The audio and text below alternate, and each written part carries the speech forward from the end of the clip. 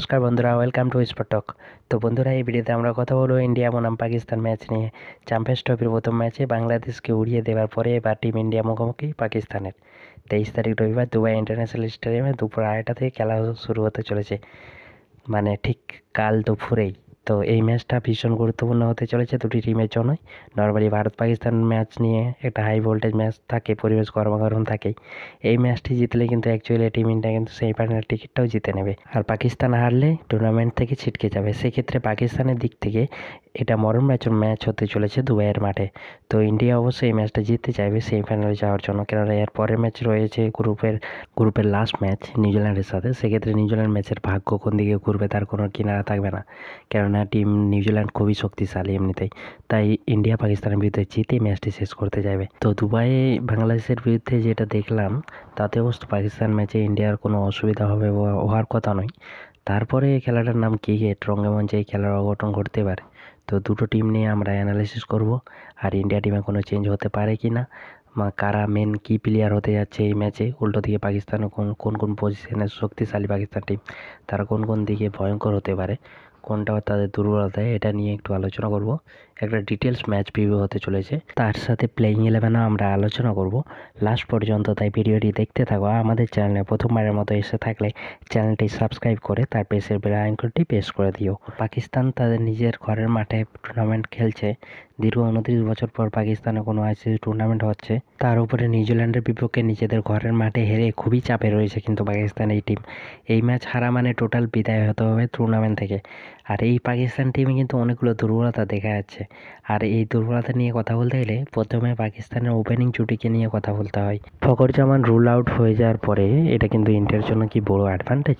আগের চ্যাম্পিয়ন্স ট্রফির player of the match ফখর জামান ছিল, কিন্তু সেক্ষেত্রে ওপেনিং স্লটে পাকিস্তানের টিমের নড়বড়ানি কিন্তু দেখা যাচ্ছে। ইমামুল হককে ফখর জামানের পরিবর্তে নিয়ে আসা হলেও কিন্তু কেমন ফর্মে রয়েছে সেটা কিন্তু জানা নাই আমাদের কাছে।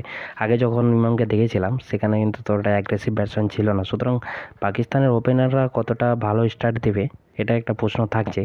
আমার মনে হয় বাবর আজমকে ওপেন করানো উচিত না। অ্যাজ এ 3 নম্বর প্লেয়ার, ভালো প্লেয়ার টিমের সবচেয়ে কিন্তু প্লেয়ার, এই সবচেয়ে শক্তিশালী প্লেয়ার কিন্তু বাবর আজম। তো তাকে 3-এ নামানোটাই ভালো।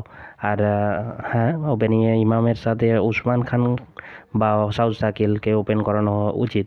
সেক্ষেত্রে 3-এ বাবর, 4-এ রিজওয়ান, আর 5-এ সলমান, 6-এ তাইব তাহির, 7-এ খুশদিল শাহকে দেখতে পারি আমরা। রিজওয়ান 4 নম্বরের জন্য পারফেক্ট ব্যাটসম্যান, বাট বাবরকে 3-এ খেললে কিন্তু পাকিস্তানের সুবিধা হবে। এবার পাকিস্তানের দুর্বলতা নম্বর 2। প্রশ্ন হলো পাকিস্তানের স্পিন বিভাগ কতটা শক্তিশালী, দুবাইয়ের জন্য কতটা কার্যকরী তাদের স্পিনার বোলাররা। কারণ পাকিস্তান নর্মালি 7 জন ব্যাটসম্যান আর 4 জন বোলার নিয়েই খেলে, আর এই 4 জন বোলারের মধ্যেই পাকিস্তান কিন্তু 3 জন ফাস্ট বোলার আর 1 জন মেন স্পিনার নিয়ে খেলে। 3 জন ফাস্ট বোলারের মধ্যে থাকছে শাহিন শাহ আফ্রিদি আর নাসিম শাহ এবং হারিস রউফ, আর মেন স্পিনার হিসাবে থাকছে আবরার আহমেদ।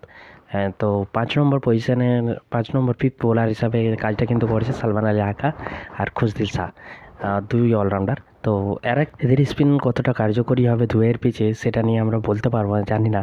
তবে আমার মনে হয় ভারতের যে অলরাউন্ডার আছে এদের তুলনায় অনেক এগিয়ে। ভারতীয় অলরাউন্ডার প্রপার অলরাউন্ডার, যেমন হার্দিক পান্ডিয়া, রবীন্দ্র জাদেজা, অক্ষর প্যাটেল, এরা 10 ওভার করে বল করতে পারেন, সেমনি ব্যাটও করতে পারেন, সমান পারদর্শী। সেরকম অলরাউন্ডার কিন্তু নয় এরা। একজন ব্যাটসম্যান যারা বলটাও করতে পারে। সুতরাং এইদিকে অলরাউন্ডার ডিপার্টমেন্টে ভারত অনেকটা এগিয়ে পাকিস্তানের তুলনায়। পাকিস্তানের বোলারদের মধ্যে কি বোলার হতে চলেছে হারিস রউফ আর আবরার আহমেদ। আর পাকিস্তানের ব্যাটসম্যানদের মধ্যে সবচেয়ে কি ব্যাটসম্যান হতে চলেছে সে মোহাম্মদ রিজওয়ান আর সলমান আগা।